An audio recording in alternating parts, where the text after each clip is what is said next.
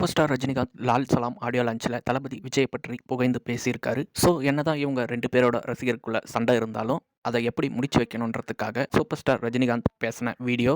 விஜய் என் கண்ணுக்கு முன்னாலே வளர்ந்த பையன். தர்மத்தின் தலைவர் ஷூட்டிங் பண்ணும்போது அவருக்கு 13-14 வயசு இருக்கு. மேலிருந்து பார்த்துட்டு இருந்தாங்க.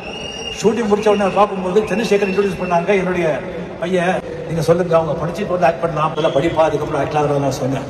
அதுக்கப்புறம் விஜய் ஆக்ட் ஆகி படிப்படியாக அவருடைய அந்த டிசிப்ளின், அந்த திறமை, அந்த உழைப்பால இப்போ ஏதோ இப்போ மறுபடியும் நெக்ஸ்ட் ஒரு அரசியல் சமூக சேவை போகணும்னு இருக்காங்க. எனக்கு விஜய்க்கு போட்டி அப்படின்னு சொல்லிட்டு பண்ணது எனக்கு நிஜமா ரொம்ப கஷ்டமா இருக்கு மனசு. விஜயே சொல்லியிருக்காரு எனக்கு போட்டி நான் தான் சொல்லி, நானே சொல்லியிருக்கேன் என்னுடைய படத்துக்கு நான் தான் போட்டி அப்படின்னு சொல்லி. விஜய் எனக்கு போட்டி அப்படின்னு நினைச்சா அது எனக்கு மரியாதை இல்லை, எனக்கு கௌரவம் இல்லை. விஜயும் ரஜினிகாந்த் எனக்கு போட்டின்னு சொன்னா அவருக்கும் மரியாதை இல்லை, அவருக்கும் கௌரவம் இல்லை. தயவு செஞ்சு 2 பேர் ஃபேன்ஸு கூட